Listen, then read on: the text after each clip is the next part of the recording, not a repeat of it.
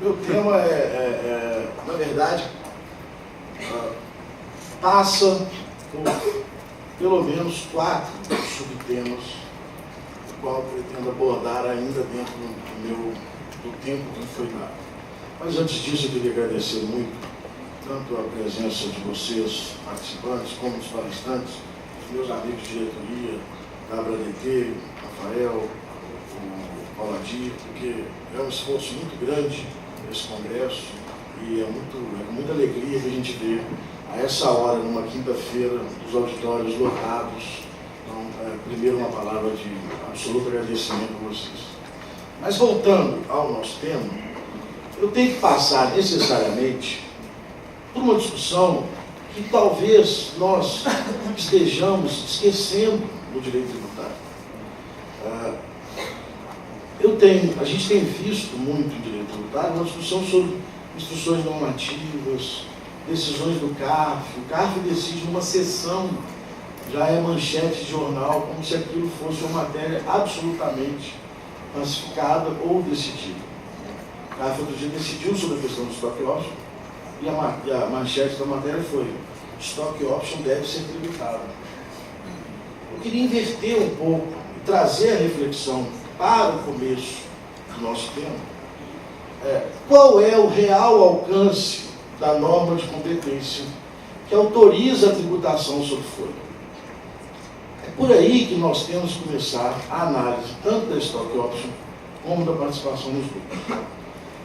Uma diferença que me parece muito clara, ou uma discussão que deveria ser posta nos tribunais, e eu não vejo essa discussão, pelo menos de forma concatenada, o que está autorizado no artigo 195? A tributação da remuneração, ou a tributação do que se recebe em decorrência do contrato de trabalho, ou a tributação do que se recebe em decorrência do trabalho.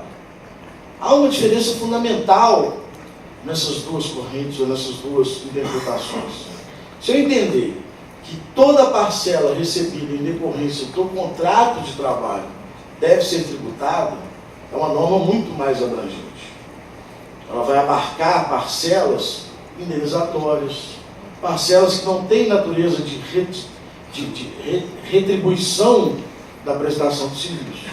Por outro lado, se eu entender que o conceito deve ser retribuição ou remuneração recebida em contrapartida à prestação de serviço, eu tenho um conceito mais restrito. E é nesse conceito que passa a se trabalhar a norma de incidência. Eu não tenho a menor dúvida, em que pese as posições contrárias, que o conceito posto na Constituição é de retribuição, ou de retribuição do serviço prestado. É a remuneração pelo serviço. E não simplesmente toda e qualquer parcela decorrente do contrato de trabalho. E essa questão da norma de competência é fundamental para que a gente possa limitar as discussões em torno do tema. Eu fiz um levantamento muito rápido, fora do tema, e por isso eu vou disponibilizar depois no site da BT, as parcelas que estão sendo discutidas ou que estão em juízo em discussão sobre essa questão do conceito de salário de contribuição. E a gente encontra absolutas contradições. Hora extra, eu já acho que decorre da prestação de serviço. Mas existem decisões que excluem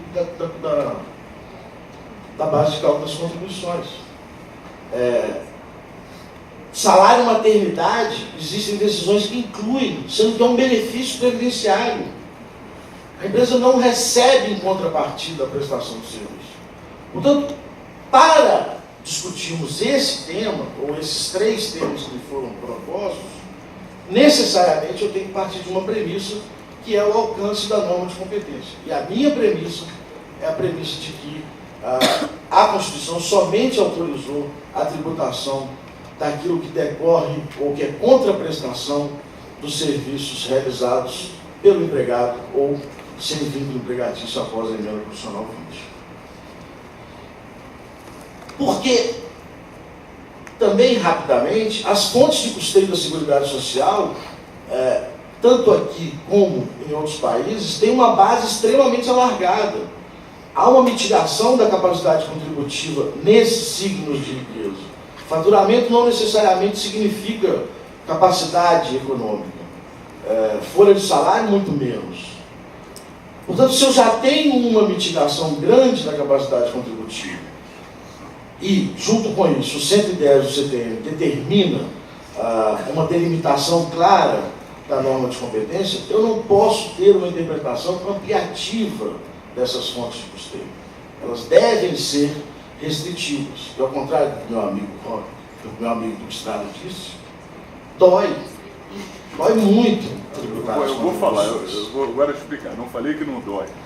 O que eu falei é que a gente tem esse lado semântico no Brasil. Contribuir, ao invés de uma contribuição, ela fica mais disfarçada. É uma coisa, contribuir é mais simpático. É só essa. Obrigado, claro. Vou dar só uma parte para lembrar uma frase de um dos nossos maiores frasistas, Miguel Fernandes, recentemente falecido, que diz o seguinte: arrancam-me tudo à força e depois me chamam de contribuinte. Mas é verdade, no Brasil nós protestamos muito pouco na questão das contribuições, especialmente porque há um apelo por conta da Seguridade Social, mas que é preciso estabelecer um limite para isso. Feita essa premissa inicial, o alcance da norma de competência, a gente entra num primeiro tema proposto, que é a questão do stock option. O stock option, para quem não conhece, são programas oferecidos pelas empresas aos seus empregados e diretores, que basicamente são opções de ações. Você adquire ações da empresa, e aí você tem vários tipos de stock option, vários tipos de programa, em que às vezes a empresa arca com o custo dessa aquisição, às vezes o empregado arca com o custo da aquisição, existe um prazo de carência, existe o que chama de phantom share, que você nem chega a comprar as ações, você tem vários programas. E essa questão foi posta em algumas atuações, em que a Receita Federal entendeu que não se deveria pagar ganho de capital nesses casos, mas que isso seria efetivamente parte da remuneração do empregado. Perante a Justiça do Trabalho, e essas questões que nós estamos tratando aqui são interessantes, porque a gente tem as duas nuances, né? Na Justiça do Trabalho, sobre outros princípios, também essas matérias são julgadas. Perante a Justiça do Trabalho, ficou muito claro que a questão do stock option não deveria integrar o salário. Por quê? Porque, efetivamente, é uma expectativa de direito quando você adquire.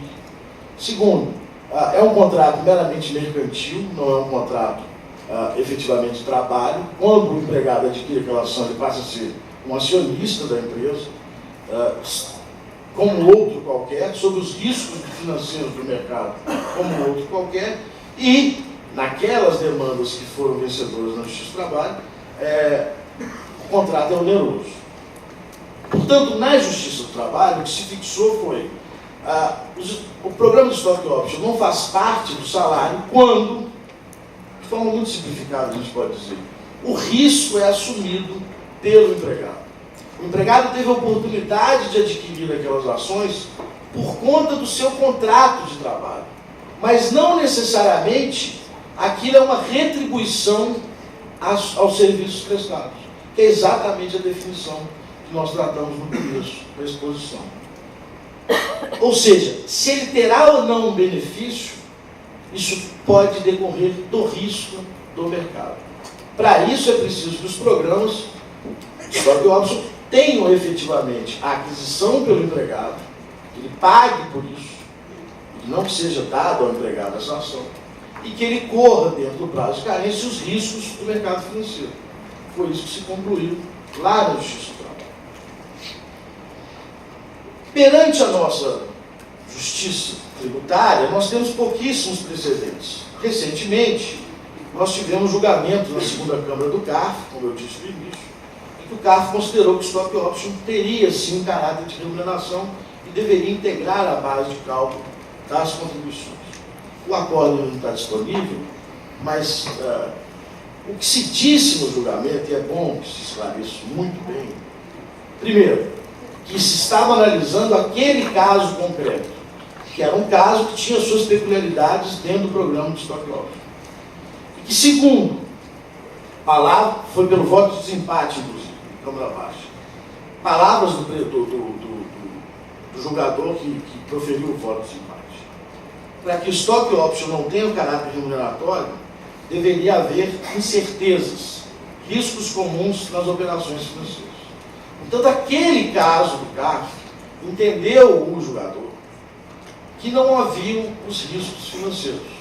Ou seja, que o empregador supriu esse risco, blindou esse risco, e aí passou-se a ser uma retribuição pelos serviços prestados. Mas esse caso não significa, primeiro, que não deveria significar entendimento classificado do direito tributário. Segundo, que não significa entendimento do CARF. E terceiro, que nem significa entendimento de quem julgou, apenas no caso concreto. Eu não tenho dúvidas em afirmar, apesar da nossa incerteza, da nossa segurança, da segurança do país, que, comprovado que o programa de stock option não deu nenhum benefício ao empregado direto, apenas o seu direito de aquisição por conta do contrato, e que a partir dali ele assume os riscos do mercado financeiro, eu não tenho dúvida em afirmar que isso não faz parte da base de cálculo das contribuições previdenciárias. Trata-se de uma operação mercantil em que o empregado vai estar sujeito ao imposto de renda, ganho de capital. Ou seja, o plus que ele adquiriu foi um plus em decorrência da valorização da ação e não do trabalho por ele prestado, e ele vai ter que pagar o imposto de renda sobre ganho de capital. Recentemente, nós tivemos também, para concluir esse item específico,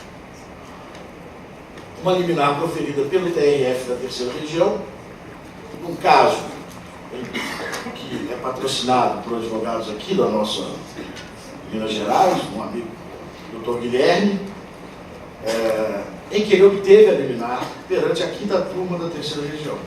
E que também se ficou muito claro lá que o programa, quando deixa ao empregado os riscos da operação financeira, ele não pode integrar a base de cálculo das contribuições, porque não se trata de retribuição ao serviço prestado pelo empregado. Não é contraprestação pelos serviços prestados. Pulando rapidamente aos dois outros temas, eu chamo de dois por quê? Porque nós temos uma divisão clara hoje, nessa discussão de PLR, que é a PLR dos empregados e a PLR dos diretores não empregados. Se não conseguir falar sobre tudo, deixo para o debate os demais pontos. A participação nos lucros e resultados dos empregados veio no artigo 7º, inciso 11 da Constituição Federal, em que se estabeleceu que a participação dos lucros ou resultados desvinculados da remuneração e, excepcionalmente, participação na gestão da empresa, conforme definido em lei. A partir daí surgem três correntes. A primeira, que entende que se a Constituição segregou de forma expressa remuneração de participação nos lucros, trataríamos aqui de uma não incidência natural, ou seja, já não seria parte mais da base de cálculo das contribuições. Essa corrente não prevaleceu. Existe uma segunda corrente que trata esse assunto como imunidade, determinando que a Constituição retirou da base de cálculo das contribuições, da norma de competência, das contribuições sobre folha, o pagamento da PLR. A discussão que passou a ter nessa segunda corrente é se era uma imunidade de eficácia contida, limitada ou plena. O Supremo Tribunal Federal, numa primeira oportunidade, no RE 380-636, entendeu que não era uma imunidade de eficácia plena, deveria existir a lei regulamentando. A matéria voltou ao plenário, vai voltar ao plenário, porque foi reconhecida a repercussão geral no RS 569441. Há uma diferença fundamental. Se entender que se trata de uma imunidade com eficácia plena, bastará à empresa comprovar a natureza da parcela como sendo de participação nos lucros ou resultados. Não precisará seguir necessariamente os ditames da lei. Caso contrário, deverá se submeter aos ditames da lei regulamentar. E a partir daí, veio a Lei 10.101, dirigida aos empregados apenas, que o artigo 7º falava só de empregados, e essa Lei 10.101 estabeleceu alguns requisitos para que a participação nos lucros e resultados não integrasse a base de cálculo das contribuições. Requisito formal era ser resultante de uma negociação entre sindicato e empregados, ou entre comissão de empregados, entre sindicato e empresa, perdão, ou comissão de empregados e empresa, ou sindicato com sindicato, que é o caso das convenções coletivas de trabalho. E requisitos materiais, a lei determinou a inclusão de regras claras, objetivas, contra a fixação dos direitos substantivos, e também determinou ou facultou que se colocasse nessas negociações índice de produtividade, qualidade, lucratividade. A partir daí, a fiscalização passou a ter uma interpretação extremamente restritiva sobre tais requisitos. Os grandes problemas surgidos com a PLR talvez não venham da lei que a regulamentou, porque eu acho que nem podia ser lei ordinária, por ser imunidade, deveria ser lei complementar. Mas não vem da lei, vem de uma interpretação extremamente restritiva. Talvez também em decorrência de um primeiro uso equivocado da PLR pelas empresas. Quem aqui tem um pouco mais de tempo de formado sabe que no passado as empresas pagavam abonos salariais. Para fechar a negociação coletiva, pagavam-se abonos únicos. E esses abonos foram substituídos pela PLR. De fato, no início, você tinha valores fixos, em que não havia nenhum esforço do empregado, fora dos seus deveres do contrato de trabalho, para adquiri-los. Isso não é PLR. De fato, isso não é PLR. Para ser PLR, ou para ser participação dos lucros ou resultados, no lucro é muito evidente. A empresa precisa oferir ao final. E nos resultados, que foi uma novidade da Constituição de 88, é preciso que se faça algo além do que está contratado. Porque o que está no meu contrato de trabalho é obrigação. Eu não posso criar uma PLR no escritório de advocacia e dizer que uma das metas é cumprir prazos.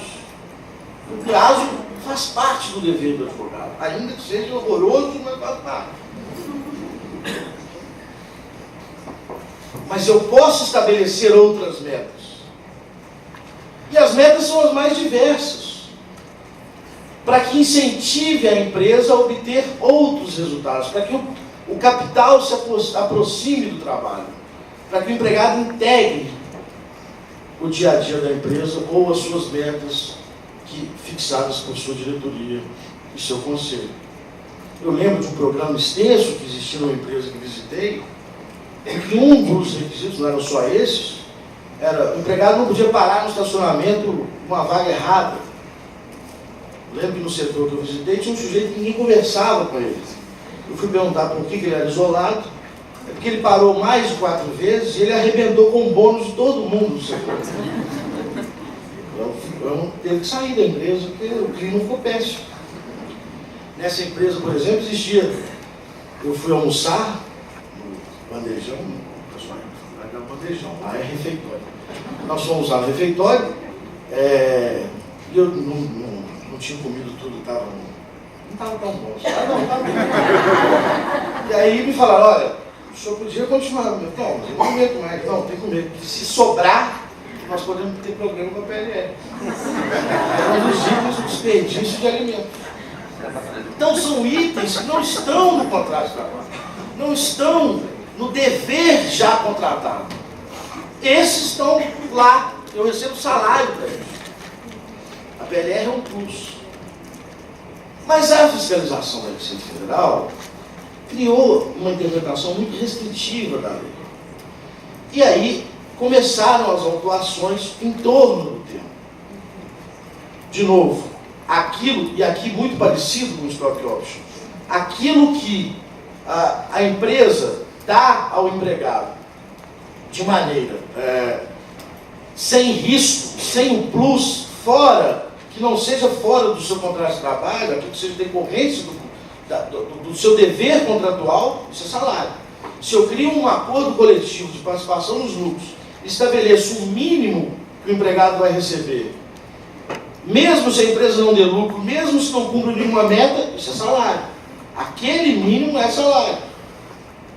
Porque eu não dei ao empregado a oportunidade de buscar esse plus além do contrato. Mas, em compensação, por exemplo, a Receita Federal entende que eu tinha que criar as regras que estão na lei, deveriam constar todas do acordo. O CARF e várias decisões também da Justiça pacificaram que não. Esses índices de produtividade, programas de metas, são faculdades ou sugestões da lei. O que precisa constar do acordo é uma prévia negociação e metas a serem cumpridas, mas não necessariamente constar tudo que consta, tudo que se sugere na lei. O segundo item que foi levantado pela fiscalização é que o acordo deveria ser formalizado antes de iniciar o período de apuração da PLR. Hoje, também no CARF, já se tem um entendimento quase consolidado de que não. Desde que o acordo seja formalizado no ano em que se realiza o pagamento, ou antes de se realizar a apuração do pagamento, não há nenhum problema. Com o que eu concordo, porque uma negociação coletiva, ela demora algum tempo também. E se eu tenho já essa negociação periódica, significa que aquelas metas já foram previamente combinadas ou estabelecidas com o sindicato. E terceiro, porque não consta da lei. Eu não posso exigir o que não consta da lei. Terceiro item de extrema autuação, que tem muita autuação sobre isso pela Receita Federal, é de que não se poderiam ter critérios diferenciados da PLR.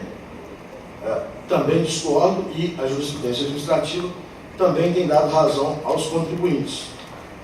Porque a lei nada estabelece. E que se eu estou tratando de resultado, principalmente, é possível estabelecer resultados diferentes para setores diferentes. Não é possível avaliar individualmente um setor operário ou operacional que eu tenho milhares de pessoas e que não atuam individualmente, elas atuam coletivamente. Nesse caso, eu preciso ter metas coletivas. Por outro lado, se eu tenho executivos ou gerentes, eu consigo ter uma avaliação individualizada da performance dele. Então, a jurisprudência administrativa tem admitido critérios diferenciados para os empregados. E, por fim, sobre essa questão da PLR, que me parece já estar em bom caminho na jurisprudência administrativa, ou seja, tem melhorado muito, tem flexibilizado muito essas regras previamente estabelecidas em lei, e combatido muito o que a fiscalização coloca nas autuações, fundamenta suas autuações, algo que pouco se toca, mas que me deixa um pouco preocupado, que é, por vezes você tem 2 ou 3 empregados, ou 10 empregados no universo de 1000 pessoas, que receberam mais de 2 vezes, ou que não se seguiu o plano ou os critérios previamente estabelecidos. E aí autua-se todo o programa de PLR, todos os empregados. Isso é pouco abordado no CARF, mas acho que isso é um grande equívoco. Por quê? Se a contribuição é individualizada, sobre a base de cada salário, os equívocos cometidos deveriam ser glosados também de forma individualizada. Não faz sentido você ter uma autuação ou a glosa de todo o programa de participação dos lucros se houve 1 ou 2 ou mais desvios. O fato gerador, nesse caso, ele pode ser individualizado. E assim deveria agir a fiscalização.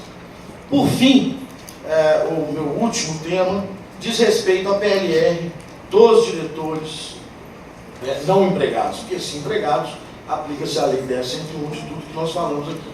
Para os diretores não empregados, alega a fiscalização, a Receita Federal, de que não há lei regulamentando a participação nos lucros e que com isso não teriam eles direito, teriam direito à participação dos lucros, porque não é da conta da Receita ter ou não direito da empresa, mas esse pagamento integraria a base de cálculo das contribuições previdenciárias, por não constar em lei.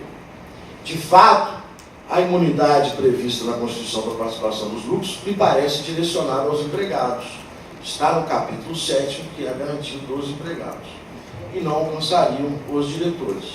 Mas a Lei 8.212 deixa muito claro que o conceito, principalmente após a emenda constitucional número 20, que incluiu as prestações de serviço sem vínculo empregatício na base de cálculo também das contribuições, na norma de competência das contribuições, a 8.212 deixa muito claro que o salário de contribuição tem um conceito uno, tanto para os empregados como não empregados, contra a prestação dos serviços realizados. Segundo, a própria Lei 8.212, no seu artigo 28, exclui da tributação a participação dos lucros na forma da lei. Ela fala, você não pagará, não integrará a base de cálculo, o valor pago a título de PLR, não disse para empregado ou não, genericamente, na forma da lei. Para os empregados, a Lei 10.101. Para os diretores não empregados, a Lei 6.404, ao meu ver. A Lei de Sociedade Anônima regula o pagamento de participação nos lucros aos diretores não empregados. Na minha visão, basta seguir os requisitos nela constantes, e aí só participação nos lucros, porque ela não regula a participação nos resultados. Basta seguir os requisitos constantes da lei de SA para que não faça parte da base de cálculo a participação nos lucros dos diretores não empregados. Existem algumas outras correntes no CARF que defendem até a não tributação por ser um valor renunciado do acionista da empresa, mas com a qual eu não concordo, porque acaba sendo uma forma de contraprestação. Eu acho, ou eu não tenho dúvida, de que se existe uma lei regulamentando a participação nos lucros dos diretores não empregados, e se a 8.212 diz que não integra a base de cálculo das contribuições, a participação nos lucros na forma da lei, seguindo a lei de SA, nós temos aí uma isenção para os diretores não empregados, uma imunidade dos empregados e uma isenção para os diretores não empregados. São as considerações que eu queria fazer, agradecer muito a paciência de vocês e me colocar à disposição para as perguntas na fase do debate. Muito obrigado.